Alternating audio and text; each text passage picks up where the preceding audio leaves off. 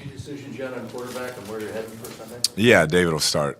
Last week he didn't get the full process. He just really practiced Friday, so I want to see what he can do.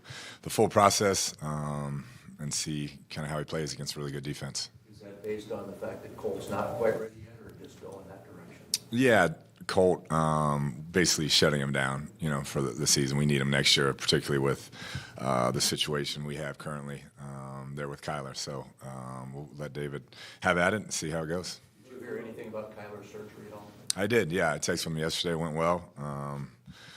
So now starts rehab. I know he was excited to get it done and get moving forward.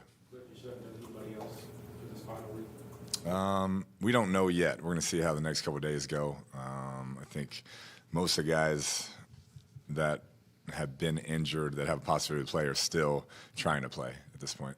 How big is this possibly for David Blough going into the offseason to end on a high note potentially after what he was able to do last week?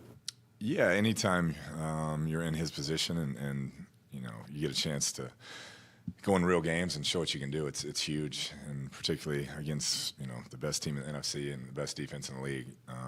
It's going to be a great challenge, but yeah, I'm excited for him to see how he handles that. But it's a tall task, that's for sure. Is he playing for the third spot next year, you think? I wouldn't say that. Like I said, I want to see what he can do with a full week and just kind of go from there. With the guys that you said that there's decisions to be made, is DeAndre in that group? No, he won't be up this week. Yeah, he'll be down. Kliff, how do you handle today when guys come back? Do you sit down and talk about Damar Hamlin? Do you let them discuss among yourselves? What did you do today? Yeah, we talked about it during our team meeting. Had Mark Strickland, our sports psychologist, touch on some things and talk through what it was exactly and how to hop. What was wrong with Hollywood? Yeah, a wrist, but he's okay. You got a guy coming in after you, Kelvin Beachum, started every single game.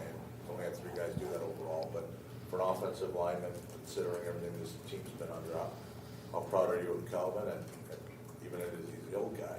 Yeah, I mean, he's a guy who's, I call him a CEO because he's made so much money off the field. I mean, he's got all these business interests, all these different things. He doesn't have to be playing, particularly in this situation. Had a sprained MCL, sprained ankle, and continues to play and wants to finish what he started. So it says all you need to know about him, and couldn't be more impressed with all the changes, all the things going on, just the way he's battled and helped lead that offense.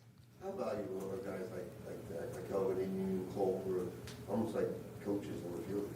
Yeah, it's invaluable to have guys like that around for those young players, and in this scenario to be in a point in the season where the games don't matter as far as standings, things of that nature, to have guys still playing at high level, still showing up at 5 a.m. to get their bodies right and be a professional, that sets the tone for your entire organization. Is that a guy you'd like to see back next year? Yeah, I would. I would. Just the way he's played and performed and pushed through, and the leadership he's brought to this organization has been phenomenal. What about Rodney Hudson? Anything on his future? We'll see. That's something we got to discuss after. Obviously, tough for Ronnie dealing with the knee all year, and we hated that we weren't able to use him more. We saw what he could do last year when he was healthy, and so we'll discuss that after the season. With Hop, is that a significant setback in the knee, or if you guys were in a different place as a team, would he be playing? I'd say it'd be close. It's definitely something that's been nagging him, his knee injury, and so we're just going to be cautious with this last one. Have you guys looked ahead? I know it's still a game to go, but if you look ahead to next season with Kyler potentially being out for a few weeks and what you might do at quarterback this off season? We haven't. I mean, we know that's coming. That's a discussion that I have to be had, and there'll be some options on the table, but we have not gone over that yet. How hard was it to shut Colt down? It was tough. Yeah, he wanted to play, and it's just in our situation with, like I said, the impending probably not having Kyler to start the year. It's the right thing to do. How's James Conner's shin? He's day-to-day right now. We'll see how he feels next couple of days.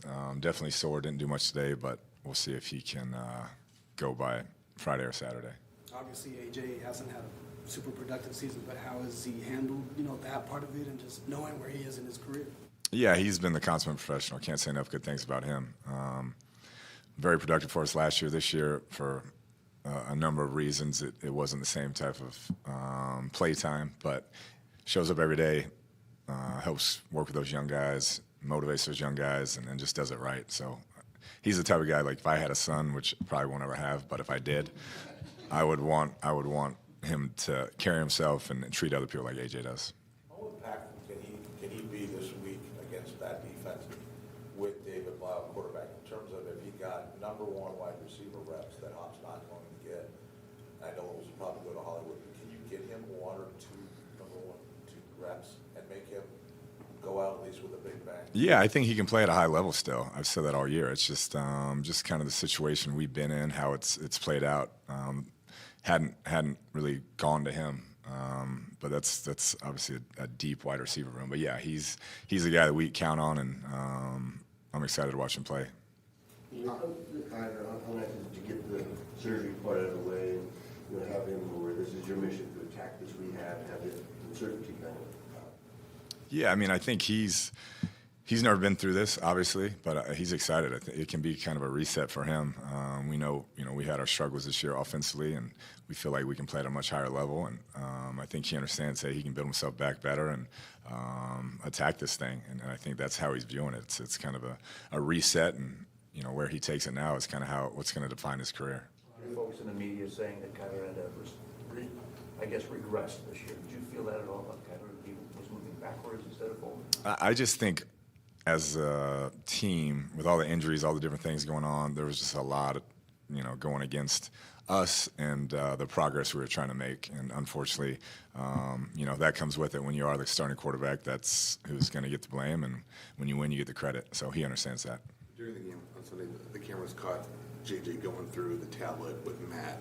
At this point in his career, one game or game and a half left at that point, what does it say that he's still kind of putting out that effort? Yeah, it's incredible. You got, the sack, and even out there at practice today, we're having a walkthrough, and he's talking through things with Coach Burke and VJ. He's running sprints when he's not going. It's just, that's who he is. I'll be anxious to see what hobbies he finds, because he's going to need something. There's no doubt. But yeah, I mean, he's an inspiring dude to be around. There's no doubt. With everything that happened on Monday night, have there been a lot of conversations around the team? How have you judged how kind of the mood around this team has been? Yeah, I anytime you see that, it's a fraternity for those guys, and it's just more concern for DeMar, his family, his well-being. There's guys that have, on our team that have been with the Bills and know him or played with him in college. So you hear different stories about the type of person he was, and phenomenal human being, and all this, and you just hope for the best. When you were hired, you took over a team that went 3-13, and here we are on the verge of maybe losing for a 13th time this season. I'm sure you never thought you'd see those kind of days, because it was rock bottom here. How are you processing, just 4 years later, we're back to where we were? Yeah, I wasn't there that year, so I wouldn't say we were back to where we were, but yeah, it's a year you learn from. It's one of those deals where, perspective-wise, it's like things either happen for you or to you, and I choose to see them as happening for us, and lessons that we got to learn and be better moving forward. And sometimes you have to face adversity, and you have to have a season like this to find the things you really got to get fixed and get corrected. And so I think organizationally we have a chance to get it right and move forward and try to be better. Oh, I keep saying get it rebuilt. Yeah, there's no doubt.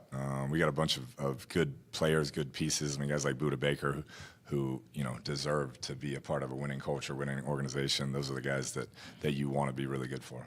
As an organization, you look at the injury issue and see is it just, we know football obviously is going to be injuries, but to the number, you look at how they happen, when they happen, you look at, does the organization look overall at the whole injury issue, and if there's something that possibly could be done?